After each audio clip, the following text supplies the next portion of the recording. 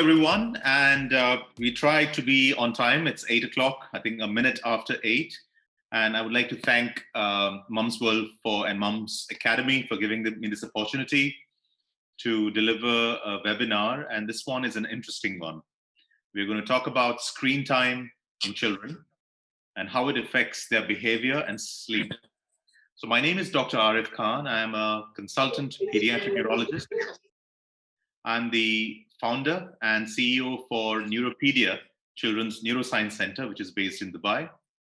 I'm also an associate professor at MBRU adjunct and director of pediatric neuroscience for Burjeel Group, primarily in Abu Dhabi. I also provide clinical services to King's College Hospital. So I've got my fingers in many cakes. That's what I would say. Today, I'm going to talk to you about screen time. And this is a very controversial topic. And controversial because I'm sure all of you will have your own opinion, your own experiences, and you would have read about this on either Google or one of these other websites that you come across, or had discussions with your friends. And your experiences would dictate what your perception about screen time in children is about. So moving on. Right, so I do a lot of this talks, and I provide a lot of information, and I curate my own content on my Instagram account, which is dr.arif.khan. I would recommend that you at least go have a look at it. And if you enjoy the content on it and it's informative, just follow me. And the same with Facebook.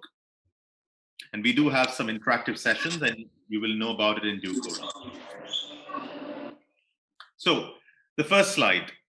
What do we mean by screens? And whenever I refer to screen in this talk, I'm talking about televisions, laptops, mobiles, iPad, handheld game screens, anything that emits blue light. Okay? Now let me just talk to you about this, the screen-based industry, the industry that makes iPads and Samsung tablets and mobile phones and everything. And this is based in States, you know that. So once Steve Jobs, one of the founder for Apple, was asked by a journalist, so how much iPad do your kids use at home? And he said, they don't use iPad. And that's simply because he said, I don't give them much screen time. And he's the man who devised or developed iPhone in the 2007, just correct me, and the iPads in the 2010. And that revolutionized, in a good or bad way, how we consume data or digital data. Similar example in Silicon Valley School. There is a school in Silicon Valley where, of course, you know where Silicon Valley is, where everything electronic is done. There's a school there where all the children of the employees, the engineers, the people who design the designers and so forth, in that school, there are no screens for children until the 8th grade, until they are 13 years of age. And this goes against the idea of we consume what we market. So although these people who devise iPads and iPhones are spreading this around the world, with their own kids, there are restrictions on what they use. Now, just look at this slide here. If you imagine that this is a 24-hour workday of an adult. So the top line is 2007, then 2015, and then 2017. 2007 is when the iPhones came into existence and all the smartphones were picking up. So you can see the dark blue area is the amount of time we spend sleeping, which is, say, 8 hours. Could be more, could be a little less, but 8 hours. The remaining 8 hours, the other 8 hours is work and commute. So it's our working time. You agree? Most of us have that kind of split. And the remaining 8 hours that is left, there is something called as survival time. Survival is what we spend getting ready, taking a shower, looking after kids, making food for kids, and so forth. So that's a survival time. So you're left with this white bit. Can you see the white bit? Which is about 4 to 5 hours. That time is the most crucial time in your life. So 20 years down the line or 30 years down the line, when you recollect memories and you think, oh, what have I done in my life or what I have been doing? You won't remember the time you sleep or the time you have worked or even the survival time because it's monotonous. What you will remember is those 4 to 5 what you've done in your life. And these will stick to your memory. This is the time where you spend doing things that you love, your hobbies, you express your talent, listen to music, maybe play with your kids, and that's the 4 to 5 hours that you have in a 24-hour period. So what has happened to that time? Let's have a look. So the red bit here is the amount of time that has been taken off by screens in different eras. So in 2007, out of those 5 hours, about 2 hours were taken off with screens, whether it's television, iPads, and so forth. In 2015, it became 3 hours. And 2017, almost the entire period is spent on screens. So you're left with probably less than 30 minutes of your time where you're not looking at screens in a 24-hour period. So how will we develop our memories? How will we remember what we've done in our life? So you can imagine that crucial 4 to 5 hours that we had 15 years ago, we don't use it anymore. Let's look at some numbers. So this is the amount of time an average American adult spends looking at a screen, 11 hours a day. And 65% of American adults complain of eye strain, understandably. There was a study carried out in the UK, and a child in the UK, if he or she spends more than 8.5 hours a day on screen, their grades dropped by 1, at least, in 4 subjects. And clearly there is nowhere to hide, simply because we have given into, or we surrendered to this digital world that we live in. There are many studies that show this. 73% of those surveyed use a computer to do research. We hardly open books anymore. We look at screen and we do research. 50% use a computer for shopping. And I think it's even more, and it's getting even more during this COVID period. Nearly 50% of us use computer to find a recipe. Okay, correct me again, but we used to read books before this. We used to talk to each other about sharing recipes. Now it's just opening a Google page and looking at recipes. So it doesn't give us many options to move away from the screen.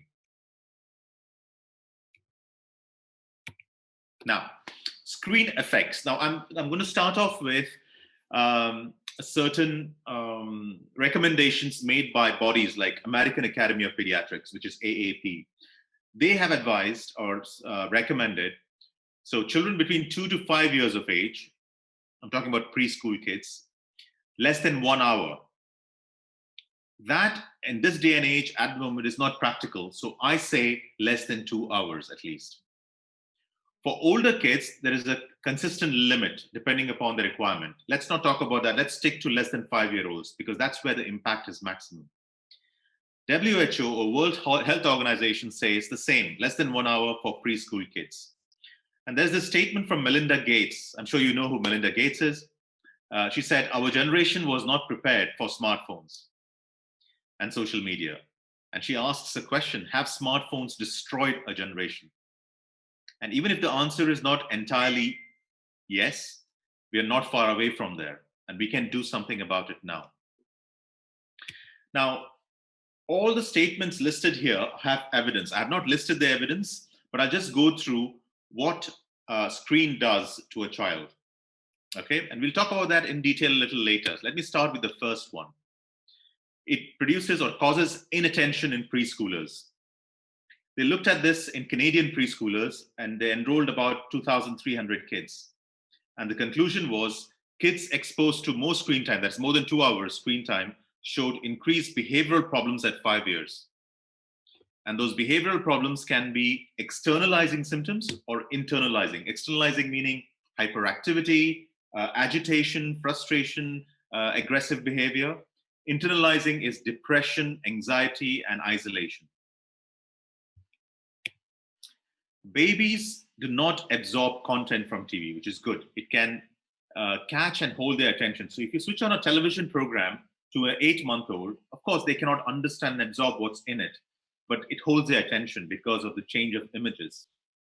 So they can imitate a specific action between 6 and 14 months and remember brief sequences by 18 months. That's a good guide for you to understand when the content that they see is actually understood by them.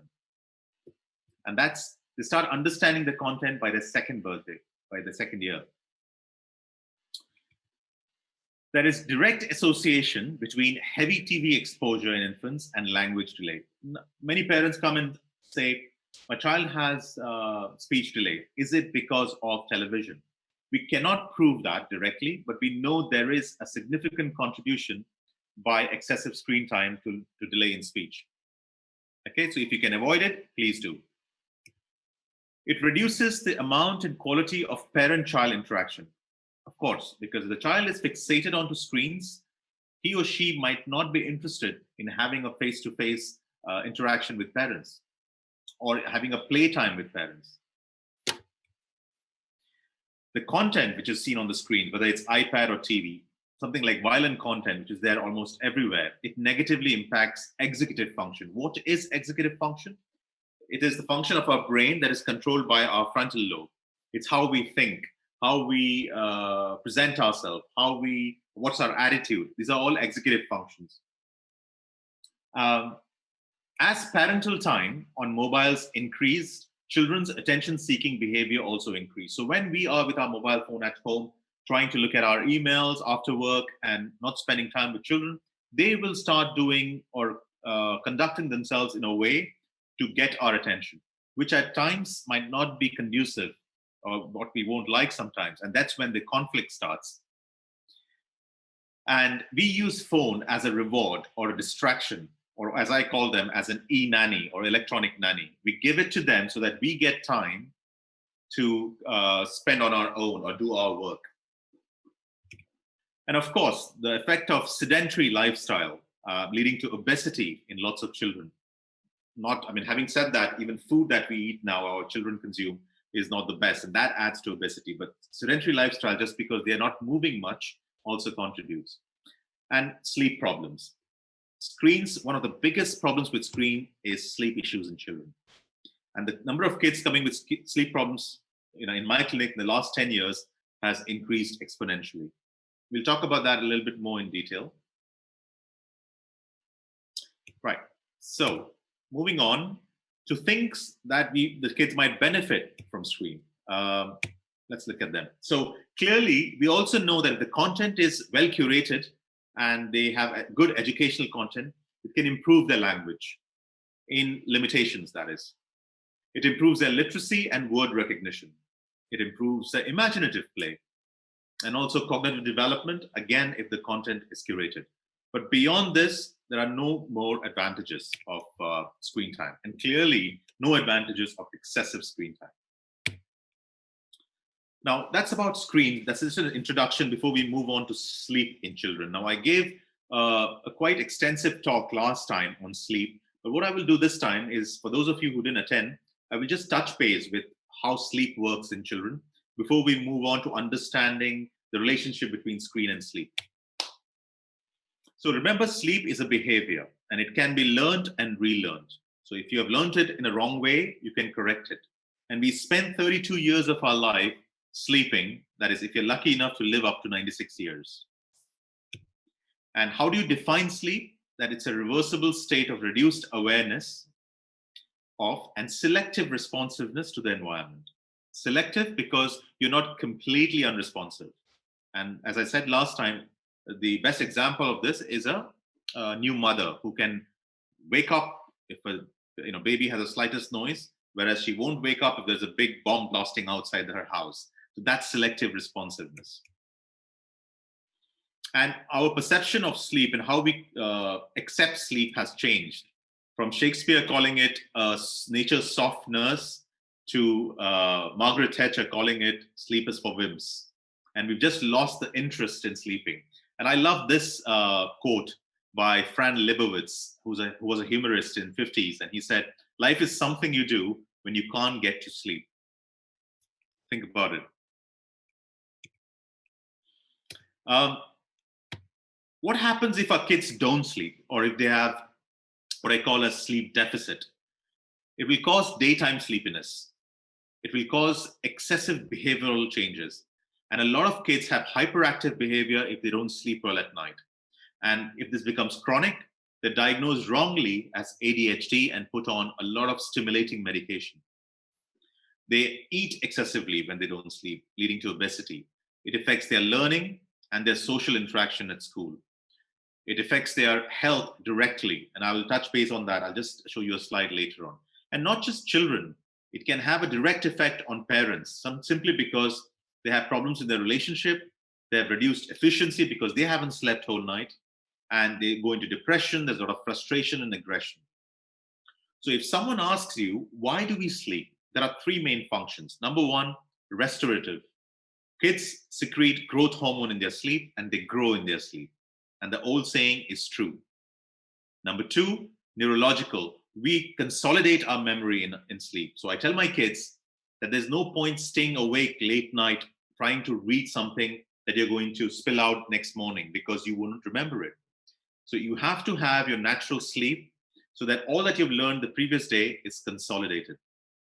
So restorative, neurological, and the third function is psychological, which is almost like switching your computer off and on to reboot your hard drive. So that's psychological.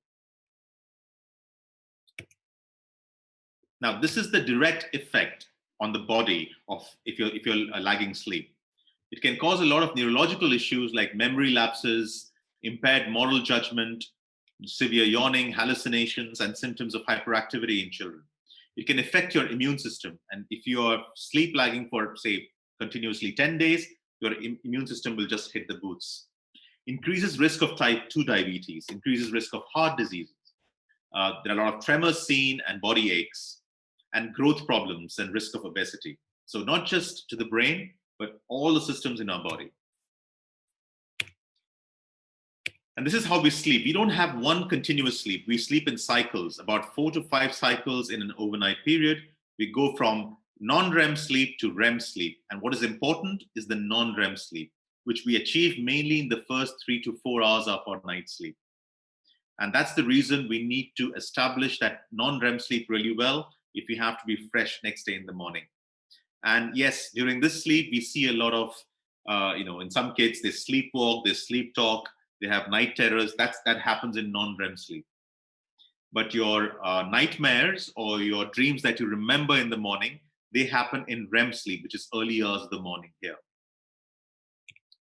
I'll skip that and we move on to this slide, which is pretty interesting. You can see we have here 1 week to 60 years. So in a neonate, a newborn child, the purple bit, which is the REM sleep, is maximum. So by the time a child is, say, 10 to 20 years, it is still there. By the time they're 60 years, the REM sleep becomes minimal and they are awake a lot of time. So over 60 years, you would have seen your grandparents and so forth, they sleep very little, simply because that's physiology and how your sleep evolves with time.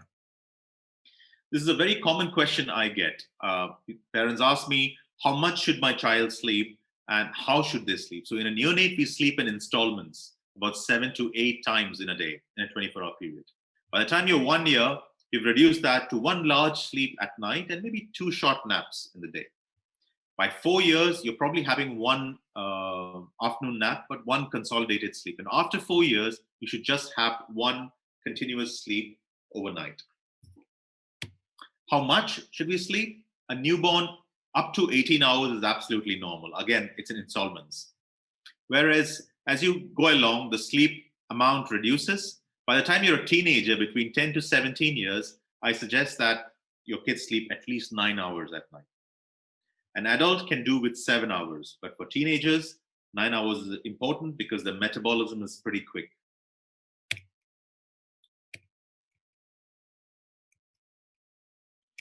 Now, how does sleep work? Just 2 things about this so that you remember this next time. Our sleep works by a number of chemicals that are in our brain. Some are sleep producing, some are sleep suppressing. But there is something called a circadian clock in our brain, which is controlled by certain stimulus or certain time givers like light, meal times, lack of sound, temperature, and so forth. And these will let the circadian clock know when it's time to sleep and you feel sleepy. On top of that, as you stay awake for a long period of time, you build up something called as adenosine. Can you see that there? And what adenosine does, it gives you a feeling of sleepiness. And you need that because you have to take your rest. What coffee does, it suppresses this adenosine and gives you a false feeling or false perception that you're not sleepy. So not good.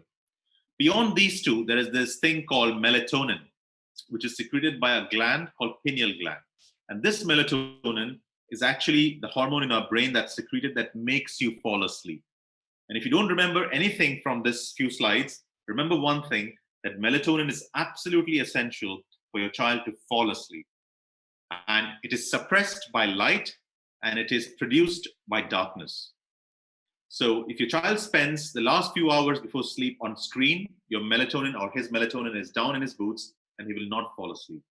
And if this becomes a chronic problem, it becomes a habit or a behavior. So I always advise my parents, parental advice is 2 hours before bedtime, switch off all possible screens at home. And you will automatically see the child sleeps better and falls asleep rather quickly. Right, so we've seen what screens are and what sleep is. What we need to know is what sleep disorders there are. Most of the time, the problems that we see related to screen are in the first group here, insomnias. Either child finding it difficult to get off to sleep, that is not going onto the bed, and even if they go onto the bed, they're not falling asleep. Or they have difficulty maintaining sleep. They go to bed, they're asleep, but they keep waking up multiple times at night. And both of these are insomnias, of course, and there are ways to get over this depending upon the child's trigger for not sleeping. But there are other sleep disorders like hypersomnia, which is excessive sleep, parasomnias like sleepwalking, sleep talking, and so forth, and many others. I'm not going to go into those. Now, so what is my general sleep advice? I think this is something that you just need to remember. So number one, you have to be consistent during sleep and you need to have a firm bedtime routine. So giving a shower, giving a bath to your child, food, a story, change, sleep. If you're maintaining whatever routine you have, be consistent. And the routine should be for a short time. They shouldn't drag for a couple of hours. I'm talking about maximum 20 minutes and then bedtime. You need to set limits in the sense what time the child hits the bed, and that should be consistent. Stop stimulating activities. Don't try and do things like, something that is kind of stimulating them either visually or auditory just before sleeping. And try to keep their room kind of less stimulating. So less posters, colorful things around this room or walls is not advocated. Keep the light in the room to the minimum. Even if you need to have a light, keep it in the corner away from their direct vision and make sure that it's not bright and white. 2 hours before bedtime, shut off all screens. Very important. And if you just follow this, I think your sleep hygiene will be much better. Now, this question, this effect of screen on brain and body. As far as possible, try and make sure that you don't see this happen to your child anytime. There are a few problems in this picture. One, it's a baby looking at a laptop. That shouldn't happen. Two, the parents are doing a thing. They're reading a book, whereas the child is looking at a screen. Three, all the lights are off. It's a dark room, and that blue light glare is just focused. It's on the child. And this is bedtime. So everything is wrong in this picture. Make sure this doesn't happen. And exposure to this blue light can lead to a number of problems. Number one, memory issues next day. Number two, children find it difficult to learn if they've not had a good sleep and they're exposed to a lot of screen. Number three, lack of sleep over a period of time leads to accumulation of neurotoxin in the brain. Number four, in older children or in adults, it can lead to depression. It increases the obesity risk in kids, especially. And the next three, although they do not have any evidence, there are a lot of studies going on to understand if these are true. Does the blue light cause problems with retina, that is the curtain of our eyes? Does it cause cataracts to appear earlier? Or does it predispose individuals to malignancy or cancer? We don't have evidence for this, but there are studies going on. Now, content does matter. What you show your child does matter. And I will just show you a video later where I would explain what that means. So when you're giving an open iPad or iPhone to your child, make sure that you have parental control. You know what your child is watching. The direct impact of screen on your child, we've seen that it's a direct light, an effect on sleep. And of course, once the child is addicted to a screen, it leaves no scope for to and fro communication and social skills. And the child loves this one-way injection of data or information, what we call as viewer passivity. He just wants to sit and absorb what he can see. He doesn't want to participate in that activity. And that becomes a habit. And that becomes his world. And the difference why we get addicted to screens and why were we not addicted to newspapers or books or something like that is because there are no end cues. Let me give you an example. So if I'm reading a paper and I love reading papers, newspapers. So if I'm reading a paper, how long can I read? Maybe for a couple of hours. I'll reach it to the end. I will close it and I'll keep it. Right? I'm watching something on television, a movie. It'll finish in 2 hours. That's my end cue. I will switch it off. I'm playing a game on PlayStation. I will switch it off. But what happens when we are into social media or on YouTube or Facebook? There's no end. You keep scrolling. It never ends. I can spend my entire life just doing that and continuously taking information. There is no end to it. So no end cues. And that's the problem. A child just goes into it, dives into it, and gets almost addicted to it simply because there is no end cue. What I want you to do in the next 2 minutes is just look at this video, and I'm just going to show. Hopefully it'll play. And let me see if it works. Can you hear that, Amal? Yes, we can hear it.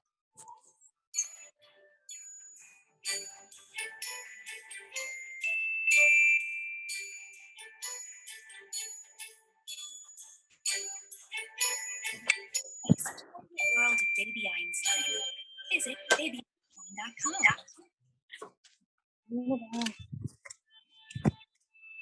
And now, enjoy the show.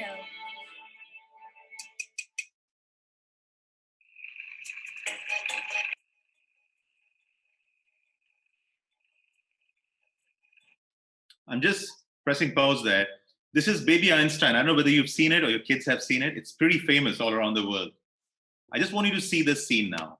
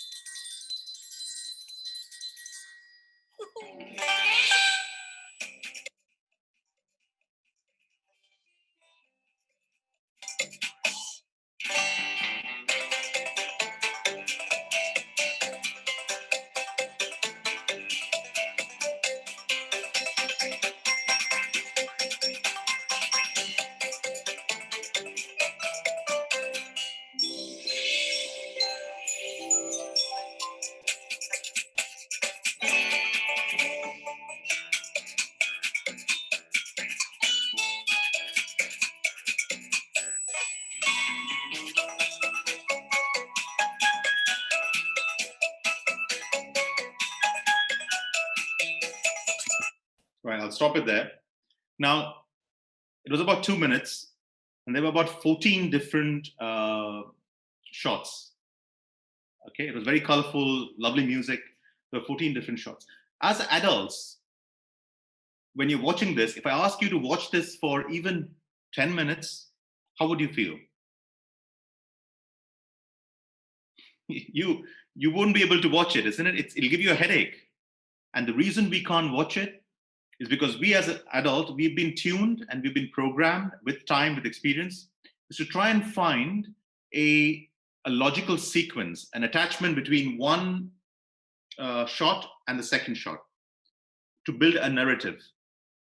So when you look at these slides, there's no connection. There's a tractor, there's a cow, there's a sheep, there's a child. It's all mixed up. They're just images that have been put together. We adults, we cannot see any logical sequence to this. We'll get bored, we'll get a headache, we'll switch it off. But children or young ones, less than 2 years, they don't have the ability to make a logical sequence, to understand what a story is or how to build a story, to understand that one scene should lead to the second one. They don't understand. For them, it's beautiful, colorful images that are being played one after the other. And for them, that's natural, that's world. That's how they will be. If they keep watching this throughout, spending more than 8 hours, imagine, in a day, they would believe that this is true world. This is how world is. And that's the reason if you actually take them to a true farm or in a public area, and where they think, okay, there's a cow, what's happened to the sheep? And then suddenly this tractor. They don't have the patience to wait to process what's going on before waiting for the next scene. So they expect the world to be as quick as what they see on their screens. And clearly it's not. So the expectation of a child and the experience of the child is extremely important, how you build it. And of course, some of these are good for educational purposes, but the ones that move really quickly and excessive exposure to this just changes the child's perspective about what the real world is like. I hope that makes sense in a way.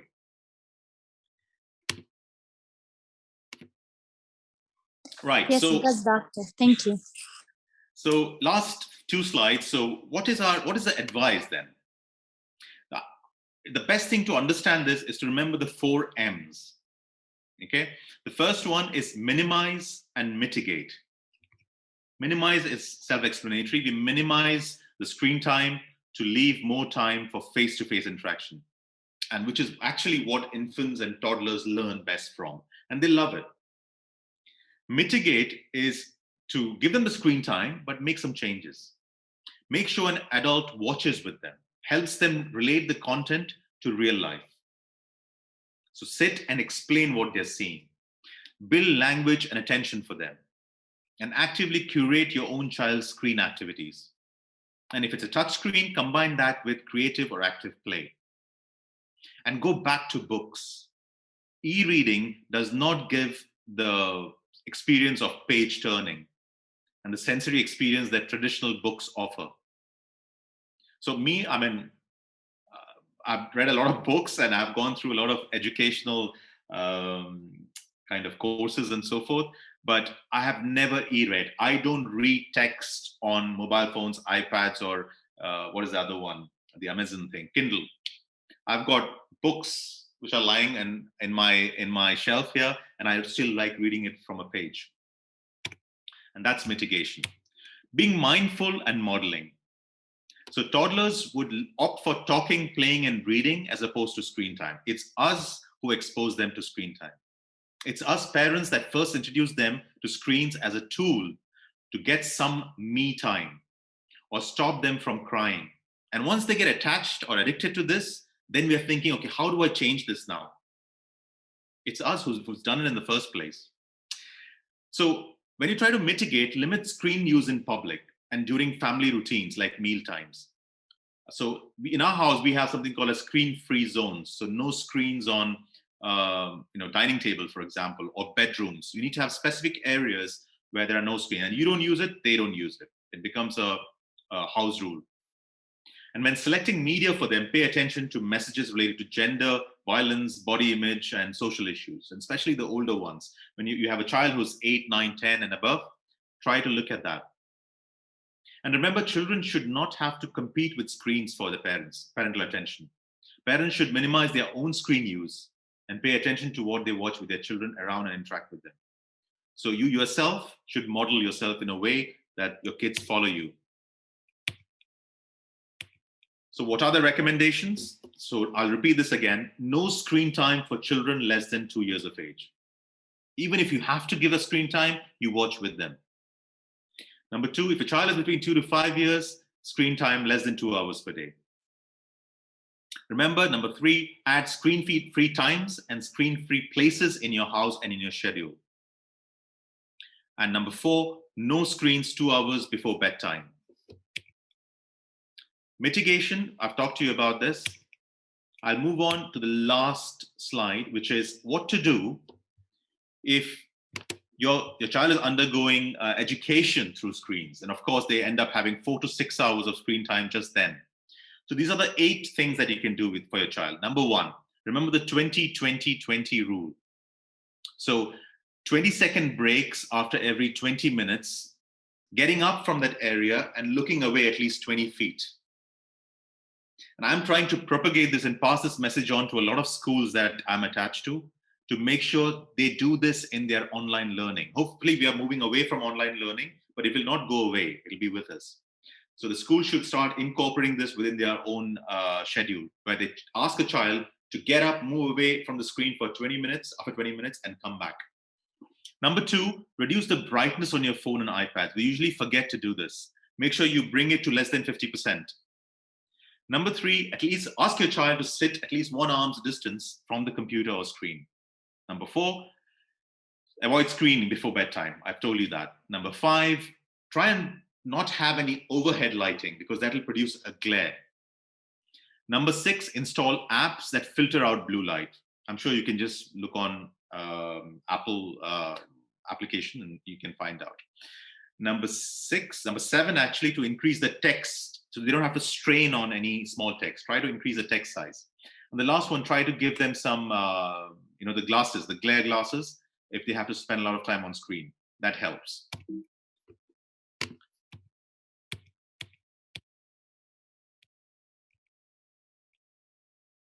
And that's my time. Thank you for the privilege of your time. Thank you. Thank you, Doctor. We're going to take questions. Sorry, Amal, I'm not going to. We're going to take questions now. We've got, I think, 20 minutes. And please send your questions. Yes, please. If you have any questions, you could write them down on the chat box. And if you want to talk to the doctor, you can raise your hand and I will unmute you and you can ask him any question you want. I think we have a question here. It's from Yasmin. She's saying, how do I keep the balance, please, between screen and creative play? It seems impossible. Sorry, can you repeat that? I missed you. How do I keep the balance, please, between screen and creative play? It seems impossible. Yeah. So, if you have, how old is the child? If you can, I'm assuming the child is a toddler. She didn't say. No. That's fine. So you have to remember that watching screen is much more. She's saying it's 7. He's 7. She's saying he's 7. Watching screen is a much more fun activity than devising a creative play. That's the fact. We have to accept that. How do you get a child from a fun activity to something that he's not aware of? So that happens when you give some fixed time. So if you have fixed time for creative play or no screen time, then use that time to introduce them to creative games where you participate or his siblings participate and you have a family time.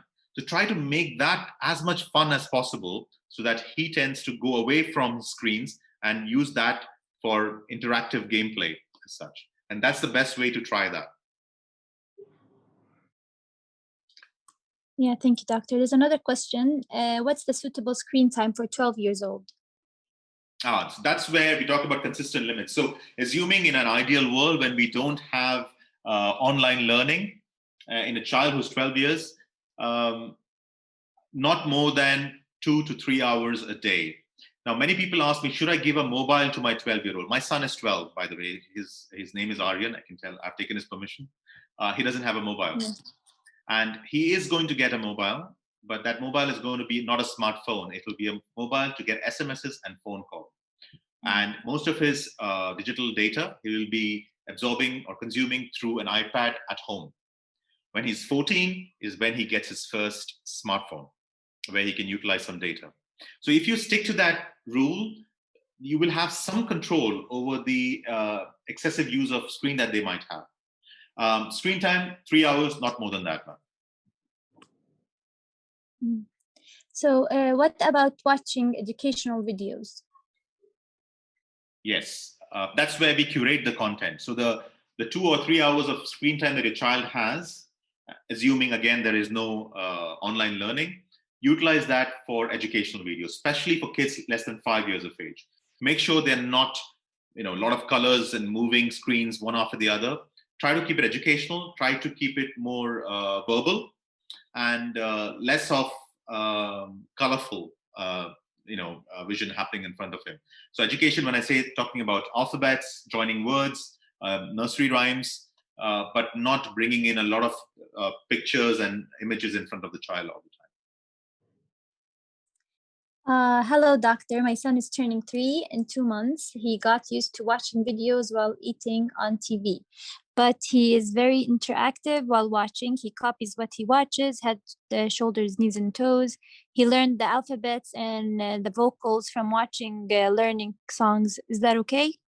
That's okay. Depends on how much time does he spend while he's not eating on a screen. So if your child is 3 years old of age, if he's spending less than an hour and a half, 2 hours in a day watching screen, that's absolutely fine. Yeah. Does screen time delay speech? It does. I did mention that earlier Yeah, in my you mentioned. talk. There is enough evidence that excessive screen time, not just screen time, excessive screen time, which is, say, we're talking about 4, 5, 6 hours a day, does have an impact on speech when the child is 4, 5 years of age. So, Fauzia is saying, thank you, doctor. You did a very good job to let us understand this topic. Thank you, Zia. There's a question. Does watching differ from video games when it goes to screen time? I think she means like, is watching videos is the same as playing video games? Video screen games, time? yeah. So video games is a disadvantage because video games are very in your face. The changes of images, the glare, the whatever you see on the screen is pretty fast and very quick, and that causes even more damage than what you see like a movie or a cartoon. So continuous usage of video games is a no-no. And if you're giving screen time to a child, say I'm talking about 7, 8-year-olds who are usually fixated on video games. If you say that your 3 hours a day is your screen time, you have to tell them out of that, maybe an hour is what you can do on your gaming, or half an hour is what you can do on gaming. And this is your time between 4 and 5. So fix it. Video games should not be a leisurely activity where a child doesn't have anything to do, switches on his PlayStation. No, it has to be a fixed time of the day. And that's the discipline you need to set in. Oh, I didn't know. I always tell my son no watching and go do gaming, no watching, because I feel like watching, he just stays with his mouth open watching the TV. So I want him to do something interactive, but I didn't know that watching is better. So that's good to know, doctor. Thank you. The audience here, I don't know. How many of you, and I'm sure your kids have PlayStations, Xboxes, or Nintendos. How many of you look at the age limit on the box of the video game that you buy for them? Amal, you're laughing. But yeah, not me. Because he likes like the stuff that isn't his age. Like he likes Fortnite and Call of Duty, and he's only 7. So I just let him get it. Yeah. And my kids hate me because I don't allow them to do that. And there's a reason and why there is an age limit on it. It's because they are going to consume violence and they're going to consume gunfights, which is not conducive to a 7, 8, 9-year-old. And we have to that. I think I saw a question about this. Do you want me to read it out for you? Please do. It's does long screen time increase children's violence or only the content that they watch? No, not the long or screen. Only the content. It's the content that does it. Long screen time leads to the child being very passive, just absorbing a lot of things and not participating in a lot of activities. Not so much violence. It's the content that does it for them. How do convenience parents to give time to their children instead of just making excuses? Because as they say, if we don't give them gadgets, they will make noises and disturb the peaceful environment of home. But see, they are having aggressive and language delays. She's saying like when they give them the screen time, they get noisy. So that's why they give it to them, and then they get speech delays. So yeah, so I don't understand. Them being noisy is a manipulation that they have developed to get it from you. They know that if they're noisy, you're going to give them a screen to keep them quiet, and they're winning all the time. So the fact is, you've done a major mistake of giving their brain the thought and instilling this behavior where if you scream, I'm going to give you a phone. And this is the best reward they can have. To change this behavior, you have to change how you approach your child in these circumstances. And that's where we talk about, seeing a behavioral therapist or someone to relearn this behavior. There is always what we call as an ABC, antecedent behavior and consequence. So the consequence should not be giving an iPad to your child to stop that behavior.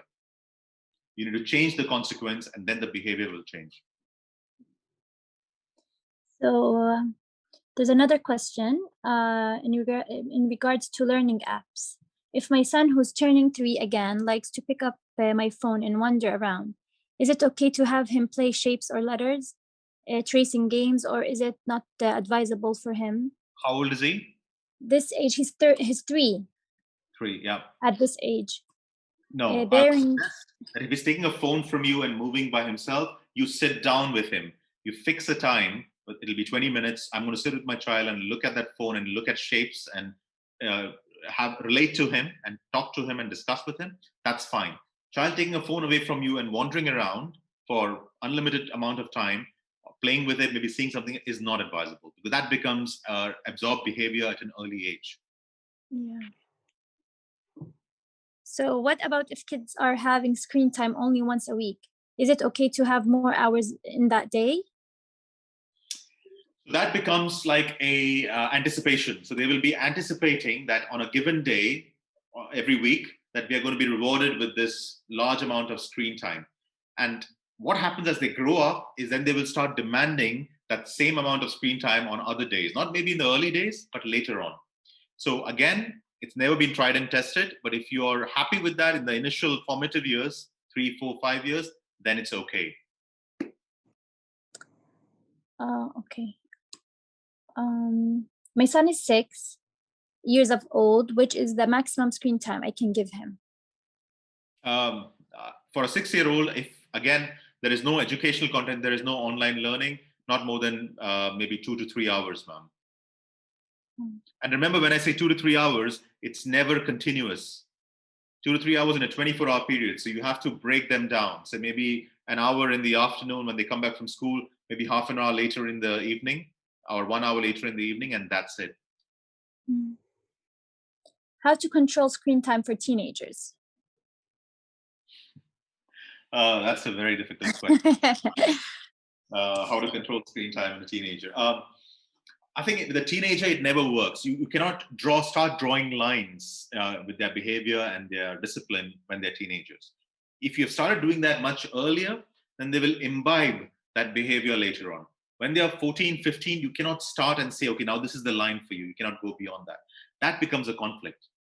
The best thing with teenagers is to sit down with them and have a very, almost like an adult-like conversation with them as to what are the pros and cons of doing what they're doing and how to change it. And modeling is the best thing for them. If you do it, they will follow you. If you tell them, it's unlikely that they will follow you. Yeah. I think this is the last question. Oh no, there's more. Okay. How to control screen time for teenagers? I've said this one. Does long staying affect kids' concentration? Maybe long screen times, does it affect their concentration? It does. That's the first thing. The Canadian study I was talking to you about, it does affect attention in children, especially how they focus and pay attention when they are 5, 6 years of age. A lot of screen time in early years does lead to an attention problem later. How can we fix that, doctor? That's the control that we need to have on screen. So I see a lot of parents coming to my clinic, and the child who is 4 or 5 has a constant mobile in their hand. And at times I've asked whose this mobile is, and they said it's the child's mobile. But they say, oh, he doesn't make phone calls, or he just looks at it on YouTube and enjoys his cartoons. That shouldn't be the case. And your phone should not be going to the child just as an e-nanny to stop the child. If you're giving the phone to your child, you should be holding it and the child should be seeing it on your phone. And that behavior should be endorsed every time you interact with your child with a phone. So where do we get the glasses for the screen you mentioned earlier? Any optician. I mean, if a child is 5, 6 and is sitting in front of a computer doing something, they should wear those the anti-glare frames. You can just go to any optician and they will give it to you. Yeah, I think Mom's World have them too. Mom's World also has, yes. Yeah, we can put the link for you under the video. You can find them at momsworld.com. So yeah, I think that's it for the questions. Do you have any more questions? Please. Go for Oh, it. yeah, please. It's not working. Thank you so much for your opinion and suggestion, doctor. And I have two kids. One is she will turn 5 coming August.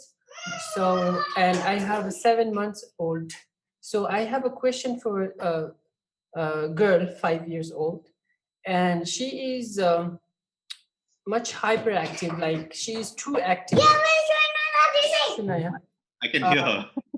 Yeah. So, when she sleeps, okay, that's the time for the silence and, in the house. But when she wakes up non-stop, she's keep on doing something, one and another one.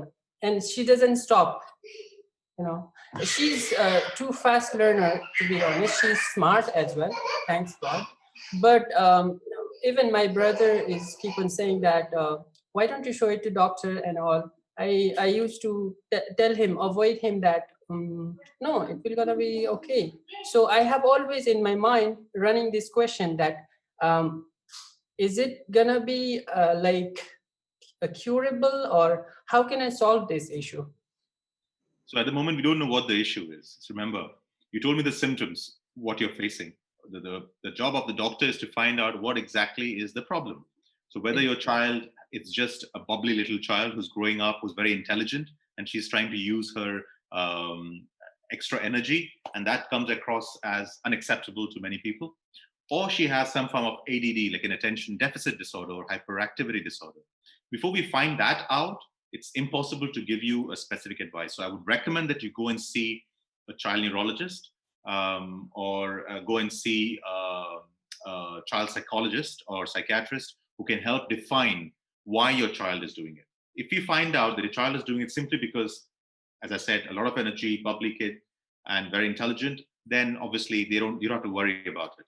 But if you do find out this is related to a lack of attention and distraction, and her mind keeps fleeting from one part of the environment to other, that's when we have to do something about it at this age. So your child neurologist, you can come and see me. As my affiliations are listed up there, I'll be more than happy to help you now. All right. Thank you, doctor. Thank you so much. You're welcome. Thank you. Anyone else likes to ask the doctor any questions? Again, before the next question, I would recommend, I mean, there are some of you still active, I think 32. If you missed the initial bit, I just showed my Instagram account, which is dr.arif.khan. There is a lot of information that I curate and I put it up there. And any new changes or new information in the medical field that comes across, I put it up there.